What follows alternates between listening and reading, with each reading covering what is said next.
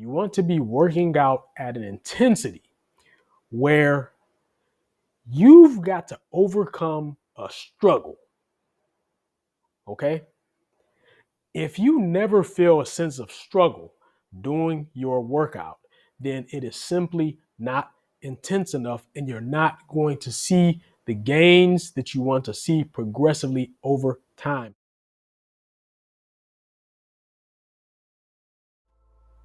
So, if you're someone who works out consistently and you're demonstrating your commitment through discipline, that's great. But if you're also someone who feels as though you've kind of been stagnant, that you're not growing, your physique is not really getting better, your physical capacities, such as your strength, endurance, and your stamina, are not really improving over time, then I'm going to be talking specifically to you today. I'm going to give you some ideas that can help you to overcome this feeling of stagnation. So I want you to stick around, hear me out. As always, this is Mark Johnson, your fitness ambassador from Bounce Pep and the youngest son of Bill Johnson. So the question here today is, how come your body seems never to improve even though you're working out all the time? And believe me, a lot of people go through this. And I think it really boils down to a very, very simple idea. And this is the idea of embracing discomfort. Now, what I want you to understand is that your workout should be a minimum of 50% mental. I didn't say maximum, I said minimum of 50% mental if your objective is to drive growth in either your physique or your physical capacities or both. At least 50% mental. Okay? And I know that that sounds like kind of a weird thing to some people, but experienced lifters, I guarantee you, understand exactly what I am saying without me even explaining it. They know, they already kind of know what I'm going to say. So the gist of this is that, you must embrace discomfort. Embracing discomfort requires that you push your limits. And what's happening a lot of time when you are not improving over time, it's because you're not pushing your limits and you are not expanding your horizons in terms of technique, in terms of intensity. So, let me give you a story that is not directly about fitness, but it kind of illustrates what I'm talking about in terms of just being stagnant. So when I was growing up in Detroit, we had a grocery store on the corner. It was now this is right in the city of Detroit. It's on the corner of Livernois and Curtis, and it's called Savon. And so I grew up going to this grocery store, and there was always this woman at the grocery store who was working the cash register. And so a few years ago, I visited Detroit to see my father, who, at the time was getting close to 90. He's actually past 90 now. But at the time he was getting close to 90. And so I went to visit him, check up. And I walked down to the grocery store to get some fruit and everything. And would you know it? The same woman was at the grocery store from my childhood, and she was still working the cash register. I mean, she looked a little older, of course, but there's no doubt it was the same woman. So I did a quick calculation in my head, and I remember thinking this at the time, like, this woman has been here for like 30 odd years on this cash register. And it dawned on me that she's been there all of that time doing the same thing day in, day out. And she's never upgraded her job skills. And so after what apparently was 3 decades, she's still just doing the same thing and making no progress up the job ladder. And when you're at the gym, you can fall into that same kind of pattern if you don't have intent when you are training. So what I want you to do is this. I want you to resist the urge to get too comfortable in the gym. As a matter of fact, I want you to resist the urge to get really comfortable at all in the gym. When you go to work out, what you want to do is make sure that you are keeping a certain amount of intensity in your workout so that it engages your mind. If you are working out at a leisurely pace all the time, what it does is it allows too much room for your mind to wander, thinking about things such as, well, what time is my favorite sitcom gonna come on? What is my significant other doing right now? What's happening here? What about this? What about that? And the reason that you have that kind of mental bandwidth to think about those peripheral issues when you're in the gym is because your workout is not intense enough. And let me just add a point here about how you can intentionally harness the power of your mind while you work out. What I do is I use self-talk. Nothing can stop me. I'm powerful. I have what it takes. I'm not finished. I can't quit now. So I'm always giving myself these kinds of messages, and you can too. That kind of self-talk. You don't have to say it out loud and sound like you're half crazy, but inside your head while you're working out, you want to have that kind of self-talk so that you purposefully engage your mind while you are working out. Like I said, experienced lifters, they know exactly what I'm talking about. So when you add intensity to your workout, what's going to happen is that you're going to have to focus. You can't be thinking about a million different other things when you've got to push through and make it through that set or get that one extra rep out. Okay, so the idea here is that you're going to force yourself to focus through the application of kind of workout techniques that drive intensity.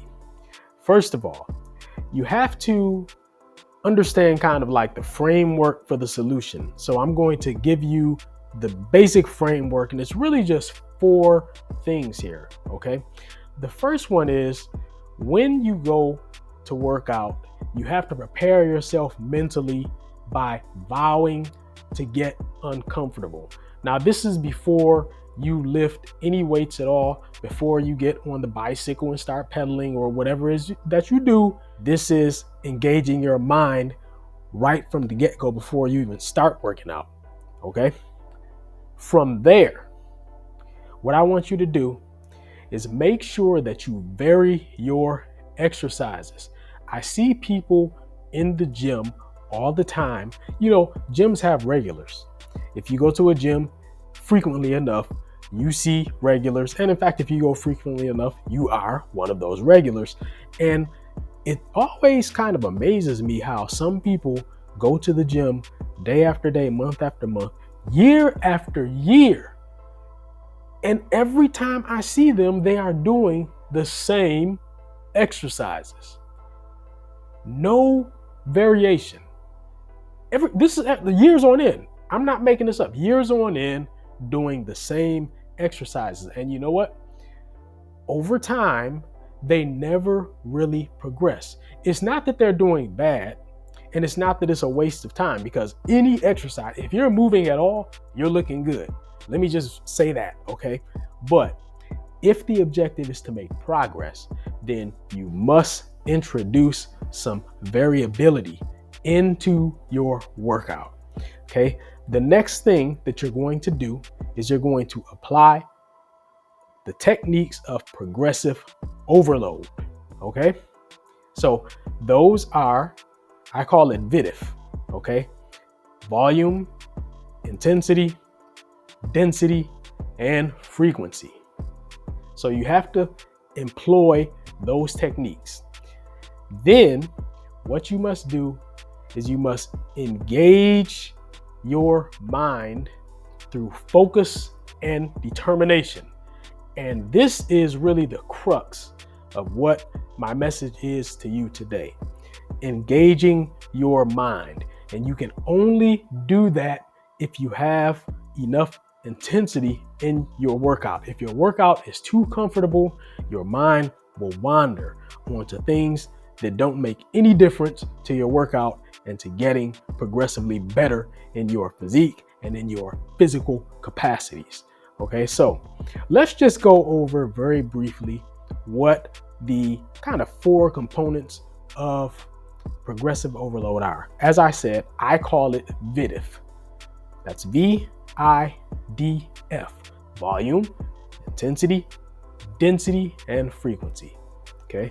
Now, volume is simply the number of sets and the number of reps that you are doing. Intensity is the amount of resistance or weight that you're working with, or it can be something like time under tension. That's also a way to add intensity. Okay. Density is the length of your rest periods between sets. So if you are allowing yourself 2 minutes between sets, that's going to be a much less intense workout than if you are allowing yourself 30 seconds between sets. Okay. Assuming you're doing the same number of reps per set. Okay. So if you shorten the rest period, that's your density, then you're going to increase the intensity of your workout. And then finally, you have the F, which is frequency. And that is simply how often you are working out per week or even per day. Some people work out more than once per day. But yes, that frequency. So you can manipulate those 4 variables to increase the overall intensity of your workout. And the threshold that you're aiming for is 50%. Your workout must be no less than 50% mental. And what that means is a lot of your workouts are going to be 60 or 70% mental. And you might ask, well, that doesn't make any sense. If you're working out, it's inherently a physical activity. And my answer to that is that, well, that is true. It is inherently physical, but your mind gives up before your muscles do. This is always true. When you are fed up and you've had enough and you just say, I can't do it, I can't take it anymore, I'm done, that is your mind. If you give your muscles another chance, I guarantee you, you can squeeze out another set or another 1 or 2 reps. Like, it's possible. But what stops you is the mind. And what you want to do with your workout is you want to be working out at an intensity where you've got to overcome a struggle. Okay? If you never feel a sense of struggle doing your workout, then it is simply not intense enough and you're not going to see the gains that you want to see progressively over time. So you've got to build enough intensity to induce struggle, and you've got to embrace that discomfort. And again, this is not a quantitative way to think about working out. It's qualitative. So when I say it's 50% mental, at least, that means that it's a qualitative way of thinking about whether or not your workout is intense enough to drive the gains that you want. You know, there's no way to quantify 50% mental or 60% mental, but it's a sense that you get, and you'll know when your workout starts to become 60, 70% mental, you'll know, because it's going to be those times where the only thing keeping you going is your sheer willpower to get it done. that desire, that kind of uh, that feeling of being hell-bent on doing it, no matter how hard it is. Okay. When you have that kind of intensity in your workout, then I guarantee you will not stagnate. You will always be making progress slowly but surely.